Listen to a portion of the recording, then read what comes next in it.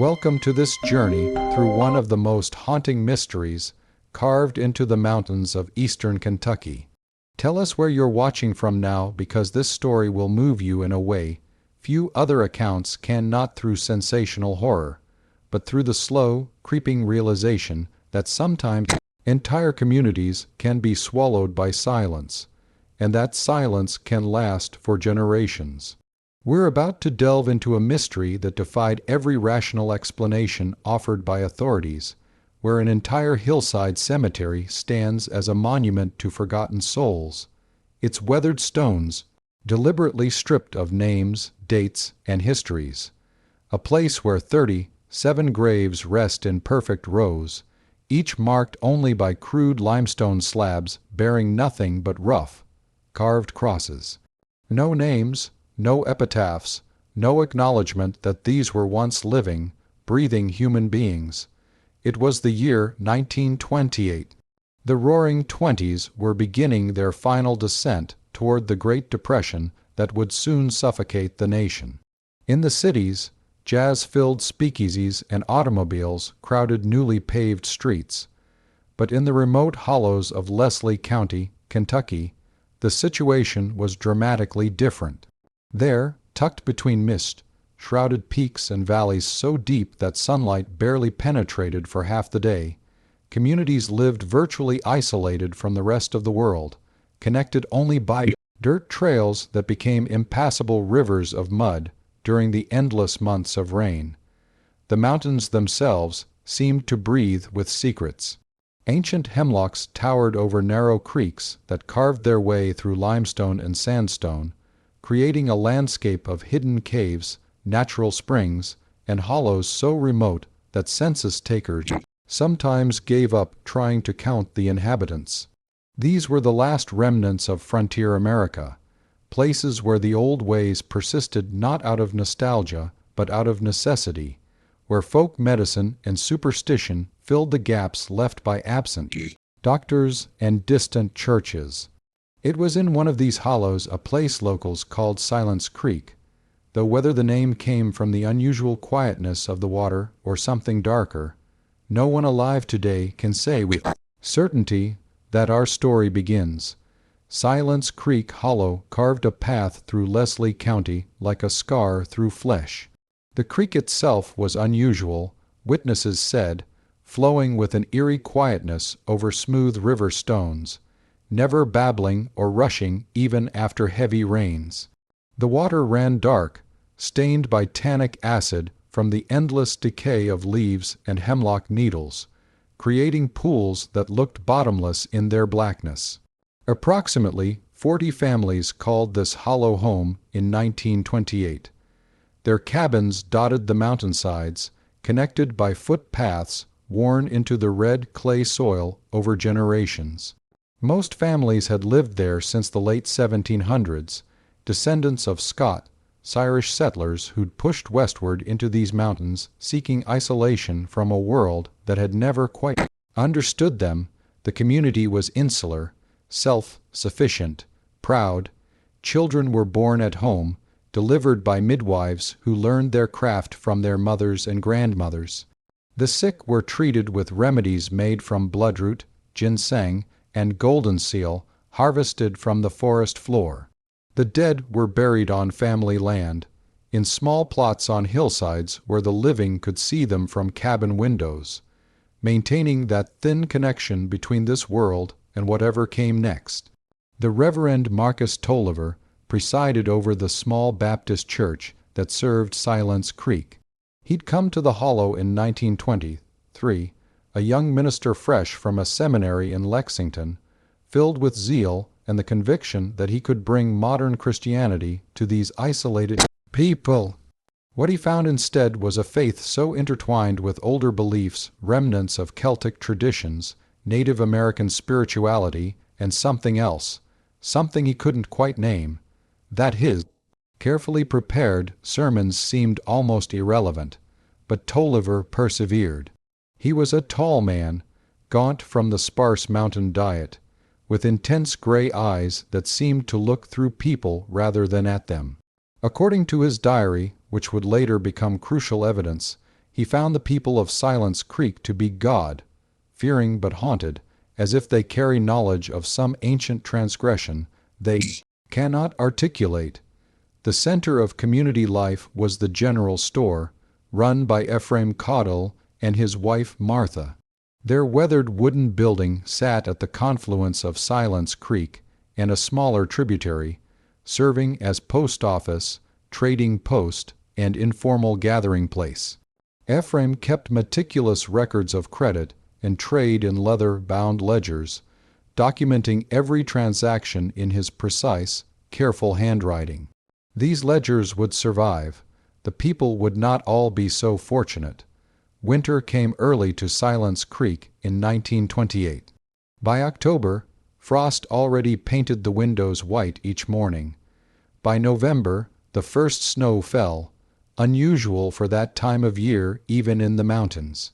The old-timers shook their heads and spoke in low voices about omens, about winters that brought more than just cold. It was during this early winter that the first changes were noticed. Eliza Combs, a woman of 60 years who'd lived in the hollow her entire life, was the first to mention it to Reverend Tolliver. She came to him after Sunday service on November 11th, pulling him aside with a hand that trembled slightly. "The birds are gone, Reverend," she said, her voice barely above a whisper. "All of them. And the creek, when's the last time you heard it make a sound?" Tolliver had dismissed her concerns with gentle reassurances about migration patterns and seasonal changes. But privately, he noted the observation in his diary, "Mrs. Combs is correct. I realize now that I have not heard birdsong in weeks. The woods are silent in a way that feels unnatural.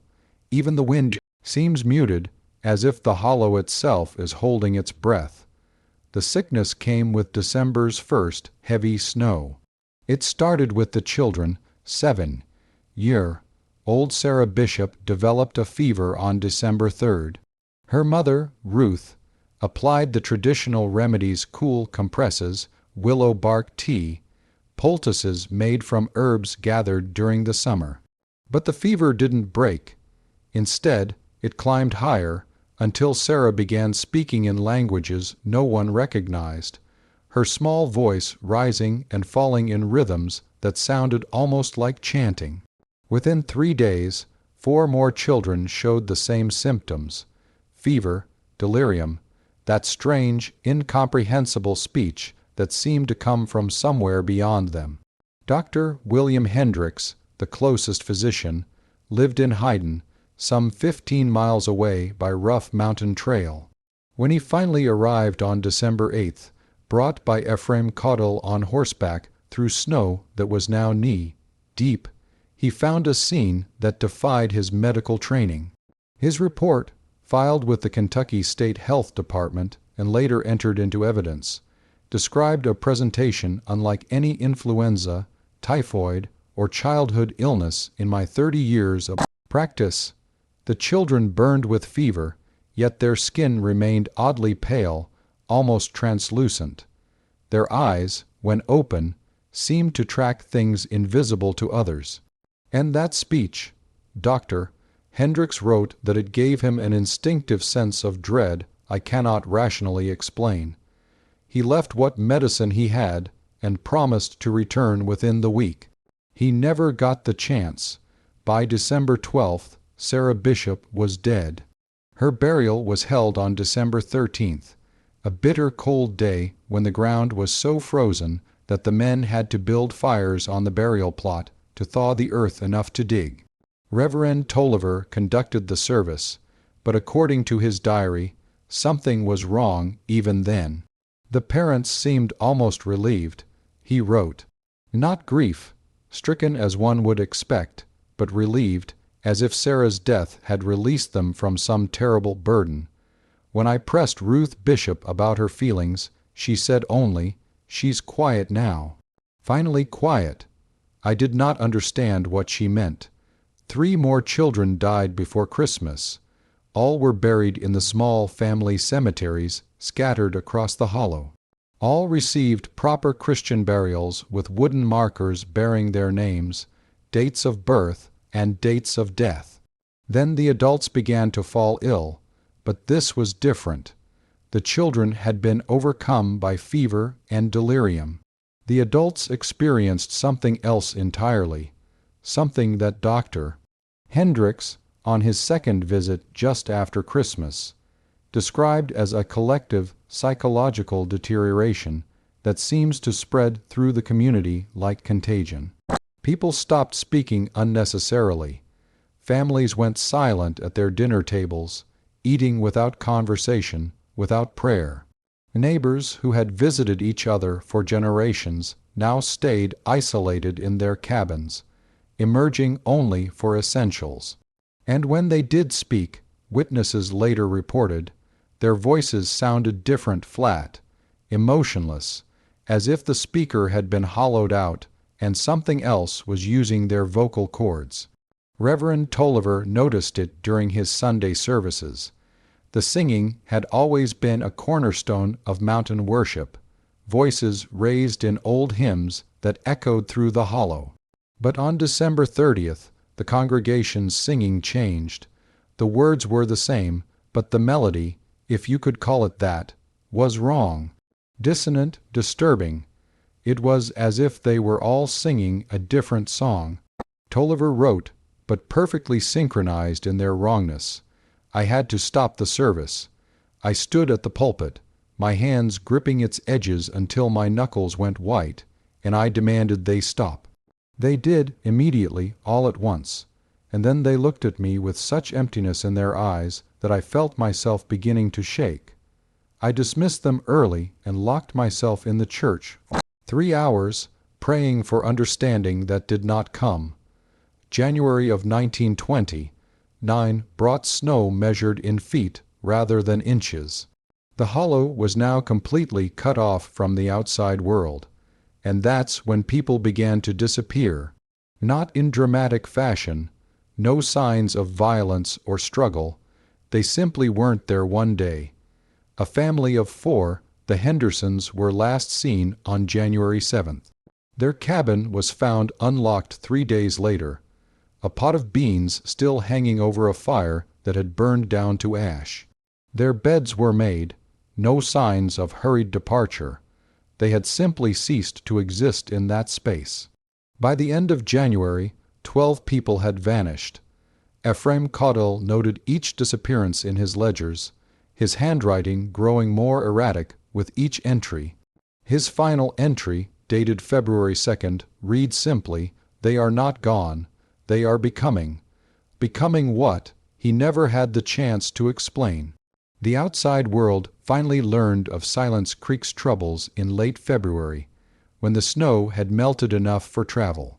A mail carrier named Tom Shelton, arriving with the first postal delivery in 2 months, found Ephraim Caudill's store locked and abandoned. The silence that greeted him as he rode into the hollow was absolute. No smoke rose from chimneys, no voices called out in greeting. No dogs barked, no children played.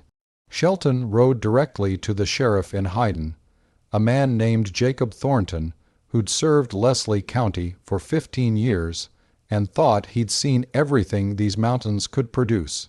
He was wrong. Sheriff Thornton assembled a party of 6 men and rode into Silence Creek Hollow on February 25th. What they found would haunt them for the rest of their lives. The cabins stood intact but empty. Doors hung open. Fires had burned out weeks before. Food had been left on tables, now frozen or rotted. Beds were unmade, as if people had simply risen and walked away mid-sleep. Personal belongings, treasured family items, tools, weapons remained untouched, but no bodies, no signs of violence. No blood, no struggle, no evidence of any crime at all, until they found the path. Deputy Marshal Franklin Webb spotted at first a trail of footprints leading from multiple cabins, converging into a single path that led deeper into the hollow, toward an area of the mountain that locals had always avoided. According to folklore, It was haunted ground, a place where Confederate deserters had hidden during the Civil War and never emerged. A place where compasses didn't work properly and animals refused to venture. The search party followed the trail for 2 miles, climbing steadily up the mountainside. The trees grew denser here, old-growth forest that blocked out the weak winter sun. The air grew colder, though they were descending in elevation. And then, cutting through rock face like a wound in the mountain itself, they found the cave. Sheriff Thornton's official report, preserved in the Leslie County Courthouse, describes what happened next in language that struggles to remain professional. The entrance measured approximately 12 feet high and 8 feet wide. Inside, the cave system opened into a large chamber. We lit torches and entered, calling out for survivors. Our voices echoed strangely, as if the cave were much larger than its dimensions suggested. We discovered the community approximately 200 feet inside the main chamber. They had gathered in what appeared to be a natural amphitheater formed by limestone formations. 37 individuals, men, women, children. They had arranged themselves in concentric circles around a central formation that resembled an altar, though it was natural rock, not constructed. They were dead. All of them, but there was no visible cause of death. Pulling him aside with a hand that trembled slightly, no signs of poisoning or illness. They simply appeared to have stopped. Their faces were peaceful, almost serene. Many held hands with those beside them. What disturbed us most was their positioning. It was ritualistic, deliberate, as if they had come here together, arranged themselves with great care, and then simultaneously ceased to live. Among the dead were Ephraim and Martha Caudle, Reverend Marcus Tolliver, Eliza Combs, and the families who'd vanished throughout January. The missing children were there too, though their bodies showed signs of having been dead for weeks.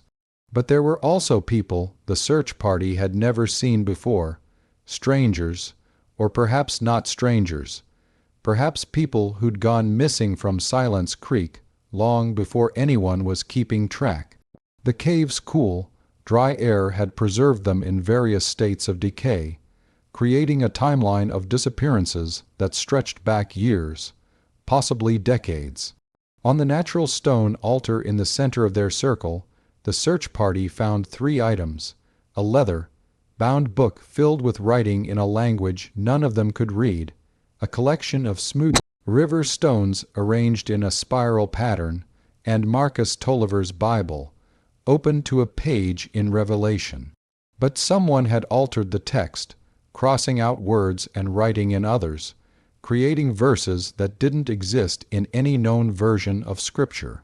Deputy Webb, the only member of the search party who could later speak about the discovery without breaking down, described the atmosphere in that cave. It was like being underwater. That's the only way I can explain it. The air was thick, almost liquid. Sound was muted, and there was a feeling, God help me, I know how this sounds, but there was a feeling that we were being watched, not by anything alive, by the space itself, as if the cave was aware of us. The bodies were removed over 3 days. Each one was carried out of that cave system and down the mountain on makeshift stretchers. Dr. Hendricks performed examinations on all 37 deceased, searching desperately for a medical explanation. His autopsies revealed nothing: no poison, no disease, no physical trauma. Their organs were healthy. Their blood showed no abnormalities. They had simply stopped living. The state sent investigators. The federal government, already dealing with the beginning of the Depression, took a cursory interest before dismissing it as a mass suicide brought on by isolation and mental illness. The newspaper in Lexington ran a story under the headline, "Mountain Community Falls Victim to Religious Hysteria." That became the official explanation, repeated in report after report. But those who had been there knew it was inadequate. The cave was sealed by order of the state authorities. Dynamite brought down the entrance, burying whatever secrets remained inside under tons of rock. The leather, bound book, and other items found on the altar were sent to the state capitol for analysis and promptly lost in the bureaucratic shuffle. Only Tolliver's altered Bible survived, kept by Sheriff Thornton as a personal reminder of something he couldn't understand. The living residents of Silence Creek, perhaps 15 individuals who'd been away from the hollow during the critical period, or who'd somehow resisted whatever had drawn the others, were relocated to other parts of Kentucky. The hollow was abandoned. The cabins were left to rot, slowly reclaimed by the forest. But the bodies needed burial, and this is where our story takes its strangest turn. The survivors refused to bury the deceased in the family plots that dotted the hollow. They refused to allow them to be buried in church cemeteries in surrounding communities. When pressed for an explanation, they would only say that the dead of Silence Creek didn't belong in Christian ground anymore. That something had changed them before they died, and that change persisted even in death. After weeks of debate, a compromise was reached. A new cemetery would be established on the hillside above Silence Creek, in an area that had never been settled or cultivated. The bodies would be buried there together as they'd been found, but the survivors had one absolute demand: no names on the stones. They gave up their names, said Emma Whittaker, one of the survivors who'd been visiting family in Hyden when her husband and 3 children disappeared. Down in that cave, they became something else. To write their names on those stones would be to claim they're still who they were, and they're not. They can't be. Despite protests from families in other parts of Kentucky, despite the objections of church officials, despite every appeal to reason and tradition, the survivors held firm. Perhaps it was guilt that made authorities acquiesce. Perhaps it was a subconscious recognition that something about this situation defied normal procedures. The bodies were buried between April 15th and April 20th, 1929. A local stonemason named Harold Grimes was hired to create the markers. He carved 37 simple headstones from local limestone, each bearing only a crude cross. No names, no dates, no acknowledgment of the individual lives that had ended. Reverend Paul Martinez, who'd replaced Tolliver at the Baptist Church in Hyden, conducted the service. His sermon notes, preserved in church archives, show his struggle with the situation. How do we mourn those we cannot name? How do we commend to God's keeping those who may have turned away from Him in their final moments? I do not have answers. I can only trust that God's mercy extends beyond our understanding, and that whatever darkness consumed Silence Creek, it cannot reach beyond the grave into eternity. The cemetery was enclosed with a simple split-rail fence. A single entrance was marked with a wooden arch bearing no inscription. And then it was left, abandoned to time and weather, just like the hollow below.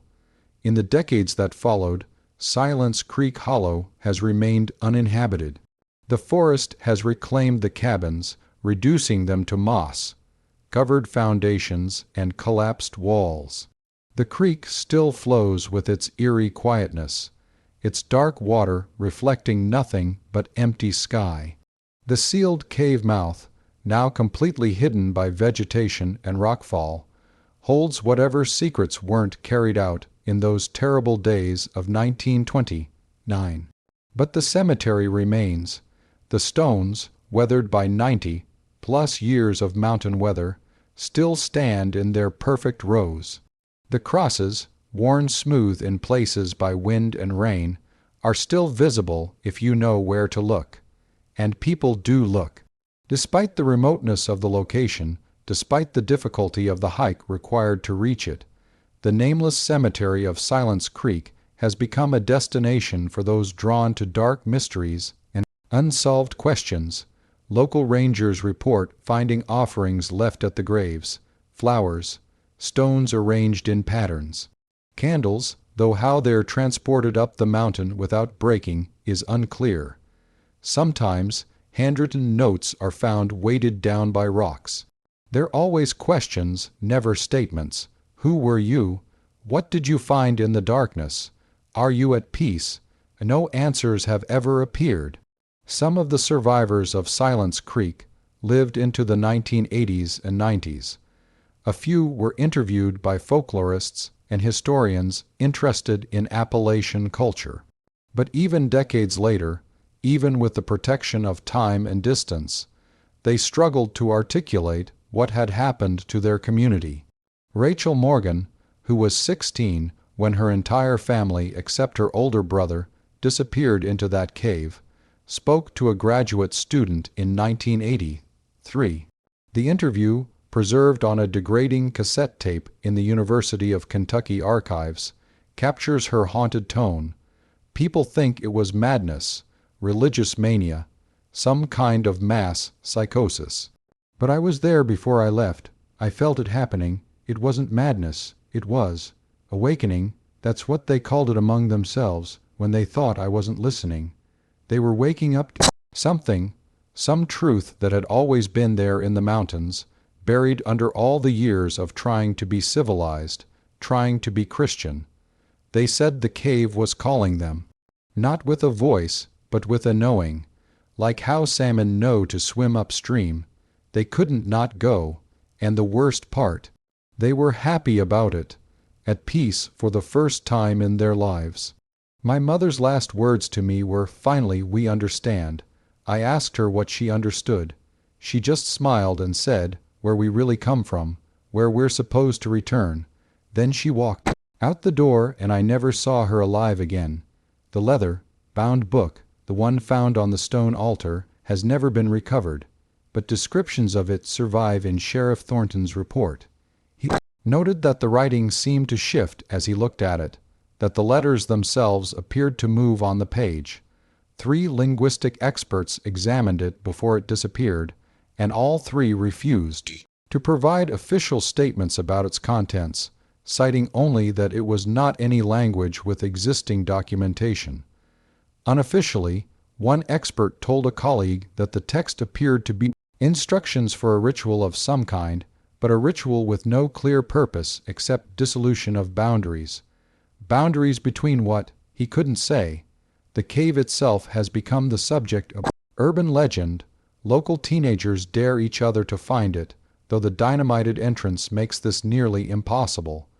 Those who claim to have found it, and every few years someone makes this claim, report strange sensations, time passing differently, the feeling of vast emptiness beneath their feet, the sense that the mountain itself is hollow, that the cave system they sealed was merely the entrance to something much larger. Seismological surveys of the area have revealed nothing unusual. The mountain structure appears solid, ordinary, but the equipment used in these surveys had an unusual failure rate when deployed near the former cave entrance. Batteries drain rapidly, electronic components malfunction, GPS signals become unreliable. Scientists cite magnetic anomalies in the rock. Locals cite something else. The story of Silence Creek remains a disturbing reminder that isolation can breed more than just independence. In those deep mountain hollows, far from moderating influence of larger society, communities could become incubators for something else, beliefs that predated Christianity, practices that connected to older, darker traditions, and sometimes transformations that defied rational explanation. But questions remain that haunt anyone who studies this case deeply. What did they find in that cave? What truth or delusion was powerful enough to draw an entire community to willing death?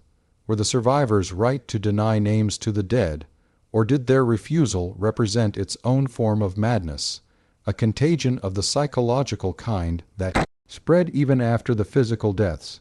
The altered Bible that Sheriff Thornton kept provides one possible clue. In his marginal notes, Marcus Tolliver wrote about discovering cave paintings deep in the system, paintings that predated any known Native American culture in the region. paintings that depicted something he called the threshold, a doorway between this world and something that existed alongside it, invisible to most but accessible to those who knew how to see. We spend our lives, he wrote in his final diary entry, believing we understand the boundaries of reality. But what if we're wrong? What if the world is far stranger, far older, far more terrible than we've been taught? What if the ancients who made these paintings knew something we've forgotten, and forgetting is the only thing that keeps us sane? To this day, the cemetery on the hillside above Silence Creek stands as a monument to the unknown. 37 souls rest there, their identities erased not by time but by deliberate choice. Hikers who find it report an overwhelming sense of peace mixed with unease, as if the place itself exists in two states simultaneously, a place of rest and a place of warning. And on silent nights, when the fog rolls thick through the hollow below, when the creek flows dark and soundless beneath overhanging hemlocks, people still report seeing lights in the mountains. Not flashlights or lanterns, but a different kind of light, pale, cold, moving in patterns that suggest purpose. Rangers investigate these reports when they come in, hiking to the coordinates provided. They never find anything, but they always mention the same sensation, the feeling that something is watching them from just beyond the edge of perception, something patient and ancient and utterly indifferent. Human concerns, the cave remains sealed, the graves remain nameless, and Silence Creek continues its dark, quiet flow through a hollow that has been empty of human life for 95 years, but hath never truly been abandoned.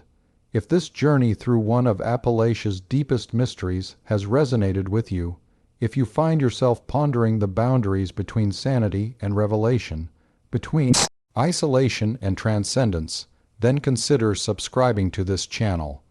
There are many more stories waiting to be told, mysteries buried in time that deserve to be examined with the seriousness they demand. Leave a like if this account provoked reflections that go beyond mere entertainment, and comment sharing your own perspectives on this question.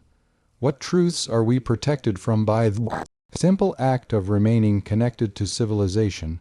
What might we discover, for better or worse, in true isolation? The nameless dead of Silence Creek have no voice to answer. They surrendered their names, their identities, their very recognition as individuals for something they believed was more important. Whether that belief was wisdom or madness, enlightenment or delusion, we will likely never know. Until next time, remember that some mysteries persist not because they cannot be solved, but because the solution might be more disturbing than the question itself.